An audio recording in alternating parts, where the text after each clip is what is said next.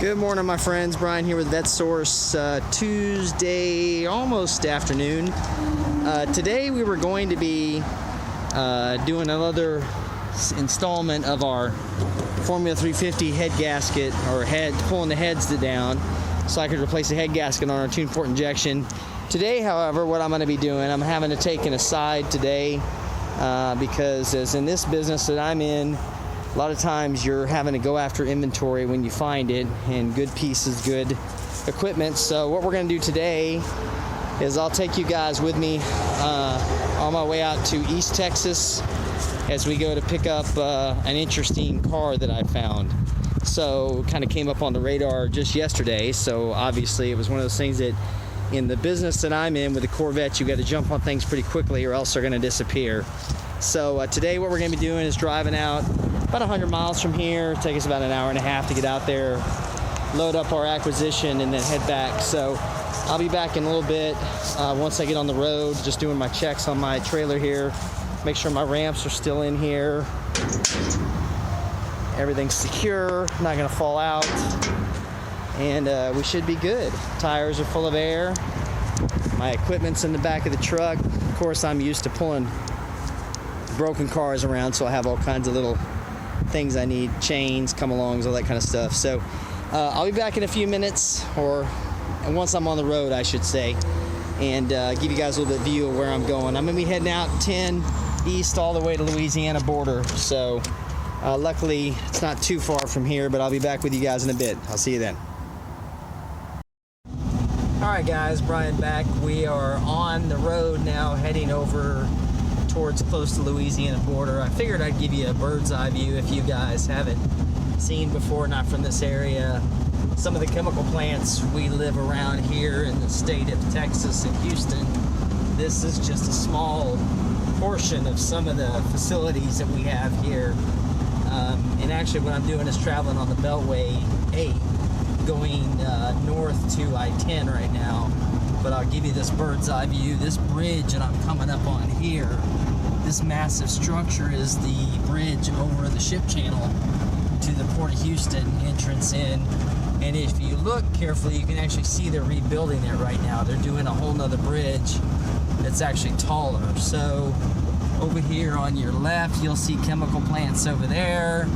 Over here on your right, you see all the rail cars, and this I think is coke production right here. They actually, where they've got the byproduct of coke, and they bring that out and they make diesel out of this. So it's a pretty neat operation.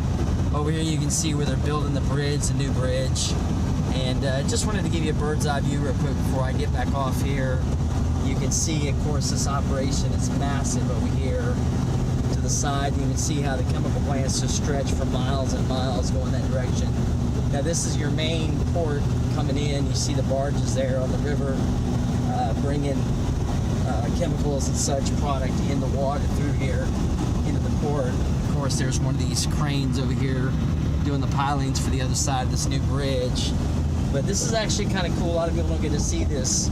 I believe this is one of the larger ports in the world, if I'm not mistaken. There may be a few that are bigger than this, but this is a pretty good view from up top of the bridge to see, you know, how vast this area is and what gets produced. Now, of course, with oil prices dipping into negative territory yesterday, which for most people is not going to make a whole lot of sense. What they're talking about are futures contracts. Houston's probably going to be hurting for quite a while until we catch back up, so we'll see how it goes. Of course, there's another rail yard over here, storage yard, where they keep chemicals in there, other things. There's a new bridge that they're building, which is actually taller than the one I was just on, so this should be interesting next time we come out here.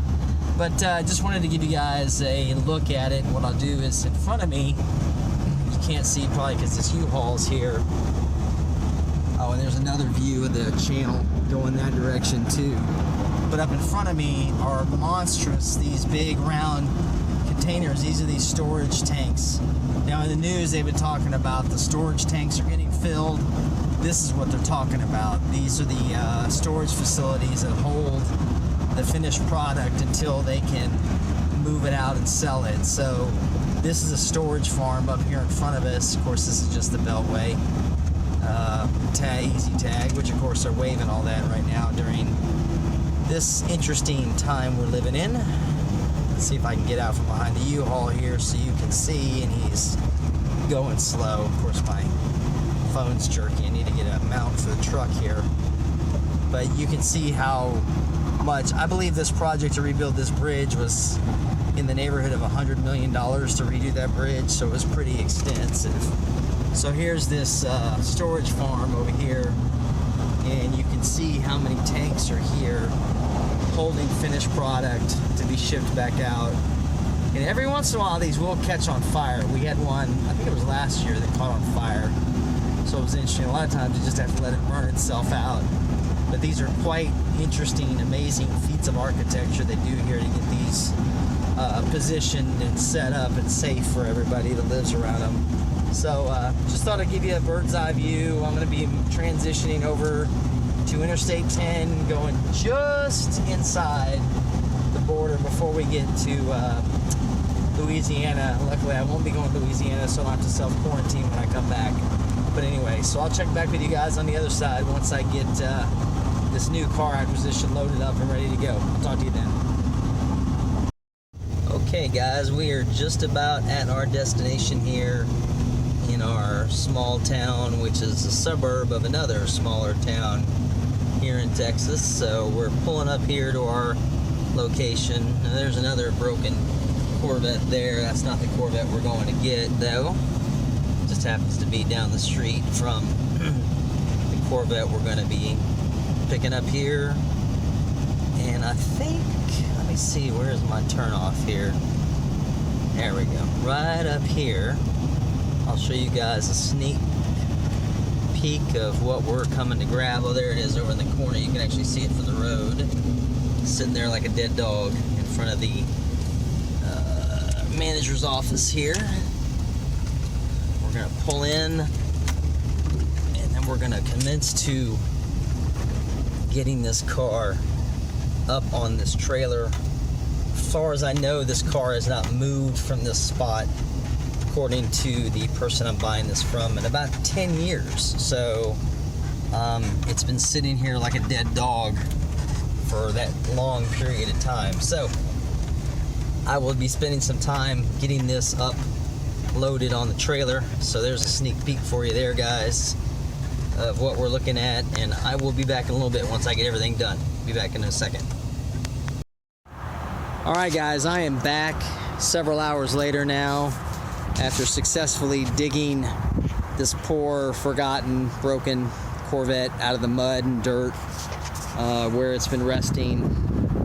I don't know, I'm hearing some stories, 5 up to 10 years. I will tell you, long enough to rust through the steel wheels here. More than likely I'll probably have to get a frame, but let me explain to you why I dropped everything I was doing to go get this car. Yeah, this one's even better. That should be fun to take off. We'll see about that tomorrow. So, looking at it, you can see this is a chrome bumper car. This is a Stingray 72 model, as a matter of fact. One owner car. Original owner is in his 90s now. Bought this brand new off the showroom floor. And then decided to let a bunch of high school kids restore it for him, and which probably it didn't really need to be restored, probably just refreshed, but of course everybody gets into the restoration fever. Oh, I like that. That's really cool. That's still there. Manufactured June of 72. Very cool. Oh, you can actually read it too. That's very nice.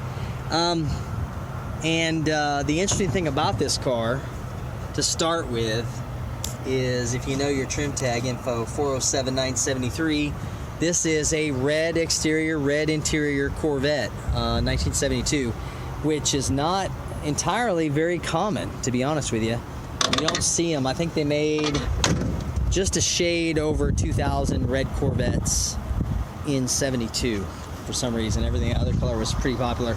But the other interesting thing about the car that caused me to go after it really quickly was I could see really quickly as I was looking at pictures of it, it was a very hard loaded car. So you notice there, those are actual Corvette wheel covers with deluxe wheel covers. It is a air-conditioned car. It was a turbo 400 automatic, power brakes, power steering. So it had quite a few options. I'm wondering if this even had, I wonder if this had the rear window defroster. I didn't look that closely. I'd be willing to bet it did. Package tray is still back there. I'll have to look at that a little bit further. But the big reason, oh yeah, tilt telly. This thing has pretty much all the options you could get on a Corvette. But the main reason I went ahead and scavenged my way 2 hours across Texas to go get this was for this. This is a, you know what you're looking at, 454 car. This is a big block car. Now, again, it's always puzzling as long as I've been doing this, how these cars end up in this sad state of affairs, especially something that was as mighty and special as this. This was about, just so you know, this is the original 454 engine from the car. You can still see the casting information right there is on it. So, don't know. Of course, it's been sitting outside for a long time. We'll see if I can save it. The car has suffered more from sitting disassembled than it probably ever suffered while it was actually being loved and enjoyed. So this happens a lot, guys. So the takeaway from this, my friends, is to always look at who you want to work on your car. If you're not going to do it yourself, especially a Corvette, make sure they're competent.